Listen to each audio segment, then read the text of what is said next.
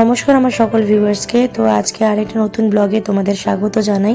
তো আজকে এটাকে ব্লগ বলবো না, এটা হচ্ছে একটা মিছিল বা একটা লড়াই বলতে পারো।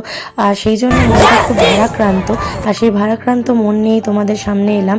তো আজকের ব্লগটা টোটাল দেখতে থাকো, কিন্তু আমাকে জাজ করো না, কারণ এই ব্লগটা আমি ভিউজের জন্য না। আমি চাই এরকম আমার মতো ব্লগ বা আন্দোলনের ভিডিও অনেকেই বানাক, এবং এই আগুন যেন না নেভে এবং প্রত্যেকটা মানুষের কাছে যেন গিয়ে পৌঁছায়, এবং আমাদের দেশের যারা প্রধান এবং মাথা তারা যেন এটার যে শাস্তি সেটা দিতে যেন বাধ্য হয়ে যায়, আর ওই মেয়েটি যেন সুবিচার পায়।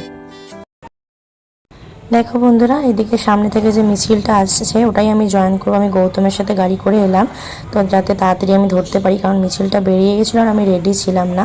তো দেখো আমরা মিছিলে মোটামুটি বেরিয়ে পড়েছি। এটা আমার বাড়ির সামনে, ওয়াচ টাওয়ারের সামনে।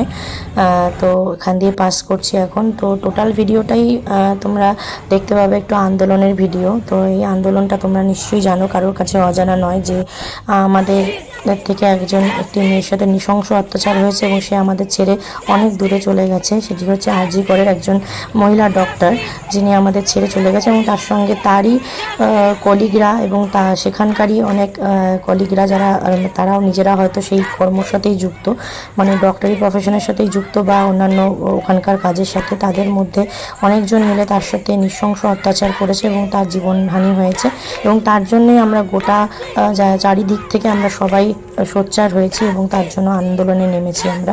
তো শুধুমাত্র এটা আজকে আমাদের বর্ধমান থেকে শিল্পী মহল থেকে হচ্ছে, কারণ অ্যাকচুয়ালি যেটা হয়েছিল 15ই আগস্ট রাতে, মানে 14ই আগস্ট রাতে যেটা হয়েছিল রাত দখলের লড়াই, সেটা সব জায়গা থেকে হয়েছিল ব্যাপকভাবে। কিন্তু যেহেতু 15ই আগস্ট আমাদের সবারই মোটামুটি প্রোগ্রাম থাকে, তো সেই জন্য আমরা করে উঠতে পারিনি, মানে ইয়েটাতে যোগদান করে উঠতে পারিনি। আমাদের 14-15 দুদিনই অনুষ্ঠান ছিল, বেশিরভাগ শিল্পী লোকেদেরই অনুষ্ঠান থাকে এই ডেটগুলোতে। তো সেই জন্য আমরা আলাদাভাবে আজকে যে শিল্পীদের এই মিছিলটা দেখছো, এখানে নৃত্যশিল্পী, সঙ্গীত শিল্পী এবং বিভিন্ন যে শিল্পকর্ম আছে তাদের সঙ্গে যুক্ত লোকেরা সবাই মিলে আমরা আজকে লড়াইয়ে নেমেছি। তো এখন আমরা আছি কার্জন গেটের কাছাকাছি এলাকায়। আমরা কার্জন গেটে মেন ভিড় জমিয়ে ওখানে কিছুক্ষণ আন্দোলন করব। তো এটা সব জায়গা থেকেই হচ্ছে এবং আমরাও চেষ্টা করছি। এটা আমি আজকে এটা ব্লগে দেখাচ্ছি, এটা মানে এটা নয় যে আমি দেখাতে চাই যে আমি আন্দোলনে গেছিলাম। আমি এটাই বলতে চাই যে আমাদের প্রত্যেককে এই আন্দোলনটা চালিয়ে যেতে হবে যতদিন না পর্যন্ত মেয়েটি তার উচিত বিচার পাচ্ছে, মানে অপরাধীরা উচিত শিক্ষা পাচ্ছে, ততদিন অবধি লড়াইটা চালিয়ে যেতে হবে আমাদের। সেই জন্য বারে বারে বিভিন্ন জায়গা থেকে সবাই মিলে আন্দোলন করো, যাতে এই আগুনটা না নেভে।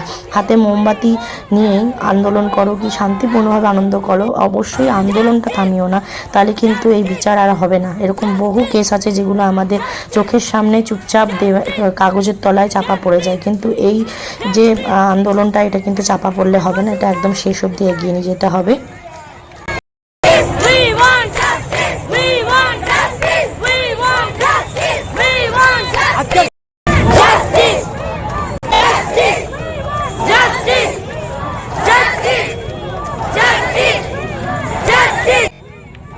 চারিদিকে বারে বারে আন্দোলন করার একটাই উদ্দেশ্য আমাদের, সেটা হচ্ছে আমাদের তিলোত্তমা যেন শাস্তি পায়।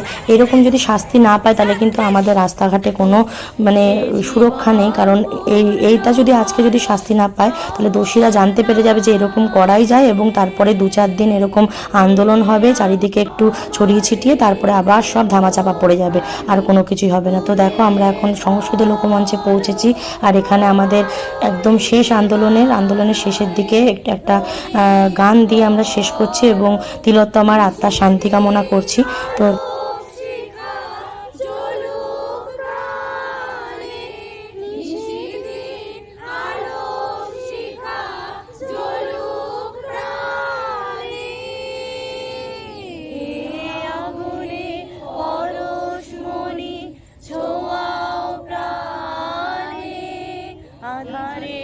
গায়ে গায়ে পরস্তব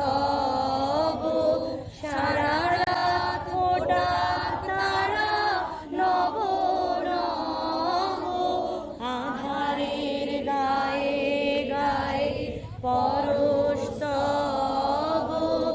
সারা রাত ফোটা তারা নব নব, ঘুচবে কালো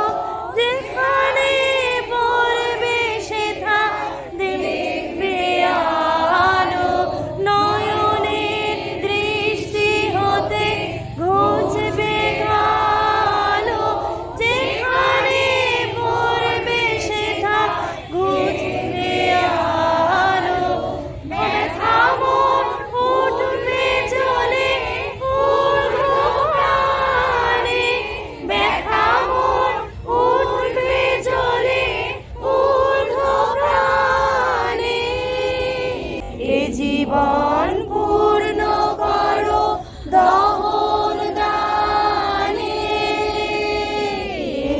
আগুনের পরশমণি ছোঁয়াও প্রাণে।